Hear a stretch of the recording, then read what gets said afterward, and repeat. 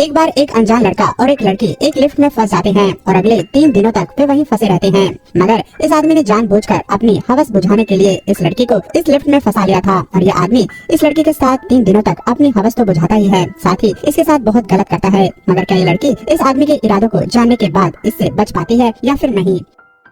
Film की शुरुआत में हम जेनिफर नाम की लड़की को देखते हैं जो अपने ऑफिस में देर रात तक काम कर रही होती है। असल में आज फ्राइडे था, ऑफिस 3 दिनों के लिए बंद होने वाला था। जेनिफर अपने मंगेतर को मेल करती है कि वे जल्द ही फ्लाइट पकड़कर वहां पर आ रही है। इसके बाद जेनिफर जल्दी से अपने बैग में कुछ टॉफीज रखती है और लिफ्ट की तरफ चली जाती है। जेनिफर अभी 49वीं मंजिल पर थी। इसके बाद एक आदमी को दिखाया जाता है, वह भी अपना काम जल्दी से निपटाता है। इसके बाद वह आदमी पानी की बोतल और एक शैंपेन की बोतल लेकर निकलता है। जैसे ही लिफ्ट 42 मंजिल पर पहुंचती है, वह आदमी भी लिफ्ट के अंदर आ जाता है। इसके बाद लिफ्ट नीचे की तरफ जाने लगती है। इस बीच वह आदमी जेनिफर से बात करने की कोशिश करता है, लेकिन जेनिफर उसे भाव नहीं देती। तभी वह आदमी जेनिफर को लिफ्ट की दीवार पर लगी पेंटिंग को देखने के लिए कहता है। जैसे ही जेनिफर उधर देखती है, लिफ्ट रुक जाती है। वे दोनों समझ ही नहीं पाते कि आखिर क्या हुआ। वे दोनों जल्दी जल्दी सारे बटन दबा देते हैं, लेकिन कुछ भी नहीं होता। वे लोग पूरी कोशिश करते हैं कि लिफ्ट खुल जाए, लेकिन सारी कोशिशें बेकार हो जाती हैं। वे लोग कैमरे की तरफ देखकर हेल्प मांगते हैं, लेकिन कुछ भी नहीं होता। असल में इस पूरी बिल्डिंग में इनके सिवाय कोई और नहीं होता। इनकी समस्या तब और ज्यादा बढ़ जाती है जब इन्हें पता चलता है कि इनके फोन में नेटवर्क भी नहीं है। जैसे जैसे वक्त बढ़ता है, ये लोग और भी ज्यादा परेशान हो जाते हैं। ये दोनों दरवाजे पर खड़े होकर जोर जोर से चिल्लाते हैं, लेकिन कोई फायदा नहीं होता। अब जेनिफर और भी ज्यादा परेशान हो जाती है, क्योंकि थोड़ी ही देर में जेनिफर की फ्लाइट छूट जाने वाली थी। ये सुनकर वह आदमी जेनिफर की मदद करने की कोशिश करता है। वह कहता है कि लिफ्ट की छत के सहारे तुम बाहर चले जाओ। जेनिफर उस आदमी के कंधे पर खड़ी होकर लिफ्ट की छत खोलने की कोशिश करती है। छत तो नहीं खुलती, लेकिन जेनिफर के हाथ में चोट जरूर लग जाती है। धीरे धीरे 1 घंटे से भी ज्यादा का वक्त हो जाता है। अब जेनिफर समझ चुकी थी कि उसकी फ्लाइट छूट गई है।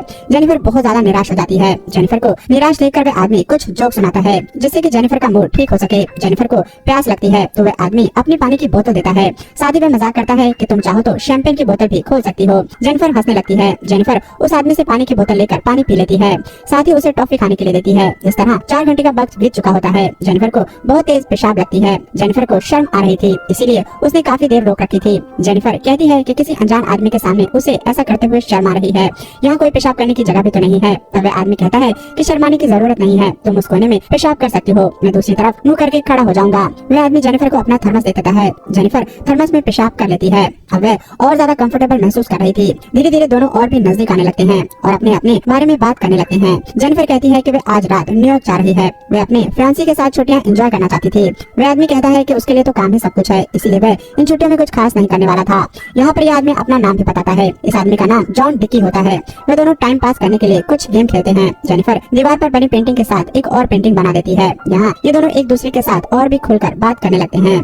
जॉन अपनी शैंपेन की बोतल निकालकर पीने लगता है। जेनिफर भी उसके साथ शैंपेन पीती है। टाइम पास करने के लिए दोनों एक दूसरे की तस्वीर बनाते हैं। जेनिफर जॉन की बहुत ही फनी तस्वीर बनाती है, लेकिन जब जेनिफर जॉन की बनाई तस्वीर देखती है तो वह हैरान रह जाती है। जॉन ने बहुत ही खूबसूरत तस्वीर बनाई होती है। जेनिफर उस तस्वीर की फोटो खींच लेती है। जेनिफर कहती है कि अगर वो जिंदा बची तो इस तस्वीर की वॉलपेपर बनवाएगी। जॉन कहता है कि उसने पहले भी जेनिफर को देखा था, उसने इसलिए नहीं बताया कहीं वो अनकंफर्टेबल ना महसूस करने लग जाए।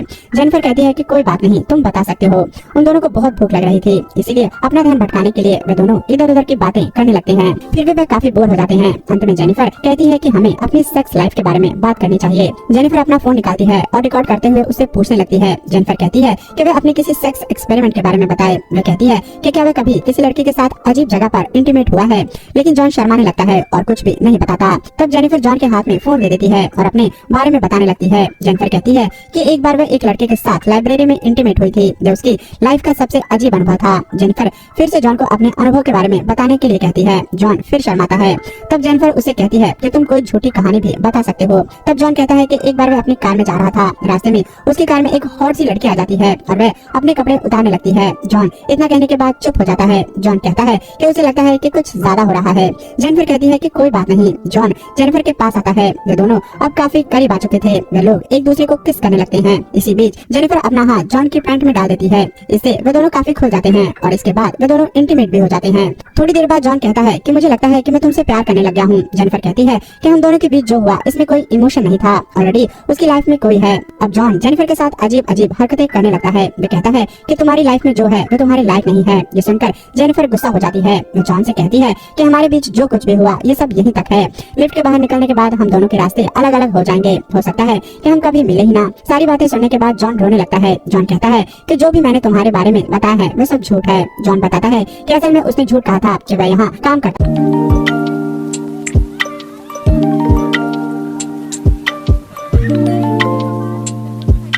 वह रोज जेनिफर को देखा करता है। जॉन बताता है कि उसे जेनिफर का पूरा टाइम टेबल पता है। जॉन उसे एक तस्वीर दिखाता है। वह कहता है कि उसके पास आज की भी वीडियो है जब वह लिफ्ट में घुसी थी। जॉन बताता है कि वह इस बिल्डिंग में सिक्योरिटी गार्ड का काम करता है। अक्सर लोग गार्ड को याद नहीं करते। अक्सर हम मिलते हैं लेकिन गार्ड की वजह से जेनिफर को उसकी शक्ल याद नहीं होती। ये बताने के बाद जॉन कहता है कि उसने ही इन सब चीजों की प्लानिंग की थी। इतना कहने के बाद वह अपनी जेब से चाबी निकाल कर कहता है कि वह चाहे तो अभी इस लिफ्ट को खोल सकता है। इतना कहकर वह लिफ्ट में चाबी लगा देता है। ये सब सुनकर जेनिफर बहुत ज्यादा गुस्सा हो जाती है। जेनिफर कहती है कि वह उसे पुलिस के हवाले कर देगी। ये सुनकर जॉन भी जेनिफर को पकड़ने लगता है। इसी दौरान जेनिफर की लात चाबी पर पड़ती है और चाबी लिफ्ट के अंदर ही टूट जाती है। उन दोनों के बीच जबरदस्त लड़ाई होने लगती है। लड़ाई के दौरान जेनिफर जॉन के सर पर वार करती है और जॉन बेहोश हो जाता है। जेनिफर डर जाती है। उसे लगता है कि जॉन मर गया है। जेनिफर जॉन के पास जाती है। उसी वक्त जॉन जेनिफर के बाल पकड़कर नीचे पटक देता है जिससे जेनिफर बेहोश हो जाती है।